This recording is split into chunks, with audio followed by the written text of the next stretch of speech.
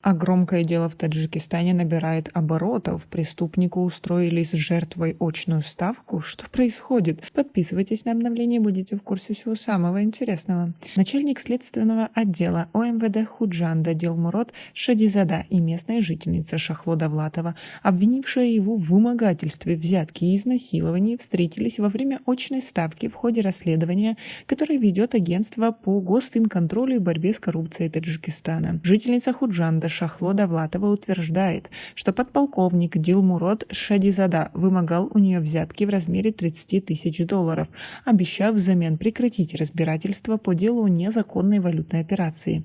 Женщина заявляет также, что следователь изнасиловал ее прямо в рабочем кабинете.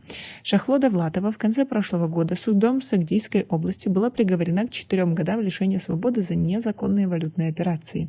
Исполнение приговора отсрочено на 4 года из-за наличия у женщины малолетнего ребенка. Ребенку Шахло Давлатовой сейчас 4 года. Шахло Давлатова в своем заявлении рассказала об изнасиловании со стороны следователя, которое произошло в январе этого года. Женщина утверждает, что подполковник Шадизада обесчестил ее, зная, что она беременная. Министерство внутренних дел Таджикистана 19 мая назвало утверждение Шахло Давлатовой ложью. В ведомстве заявили, что Шахло Давлатова без каких-либо доказательств оклеветала подполковника милиции Дилмурода Шадизада ради того, чтобы показать себя жертвой и невиновной.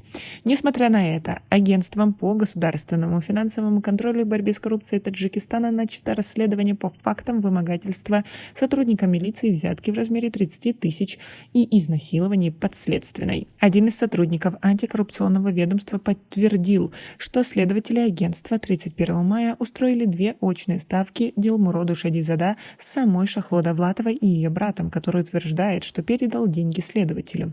Детали он не раскрыл и лишь сказал, что допросы и очные ставки фиксировались на видео. Шахло Давлатова рассказала, что очную ставку Дилмурода Шадизада с его братом организовали в рабочем кабинете следователя.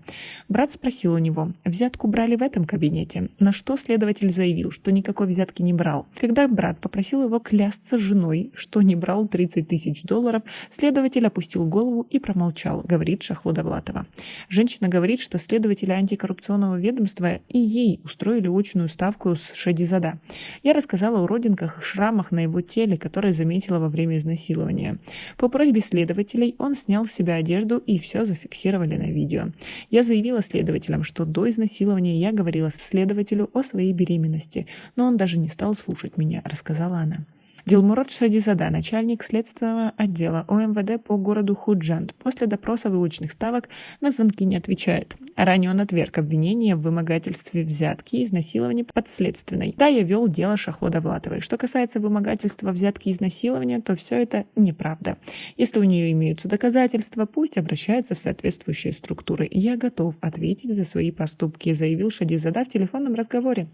Шахло Давлатова занималась тем, что покупала у строительных компаний Худжанда так называемые коробки или полуготовые квартиры и продавала их после ремонта. Она утверждает, что купля-продажа осуществлялась только в национальной валюте. Шахло Давлатова 13 мая отправила письмо в ряд государственных структур, в том числе в исполнительный аппарат президента Таджикистана, и попросила рассмотреть правомерность действий Шадизада в ходе следствия и наказать его за вымогательство и изнасилование.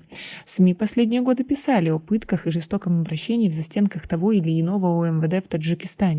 В прошлом месяце житель Рашского района пожаловался в местную прокуратуру на сотрудников милиции, которые, по его словам, во время допроса потребовали у его сына признаться в совершении преступления или снять штаны. Как вы относитесь к таким деяниям работников ОМВД? Как вы думаете, какая на них должна быть управа? У нас пока на этом все. Оцените наше видео подпиской и лайком. До скорой встречи.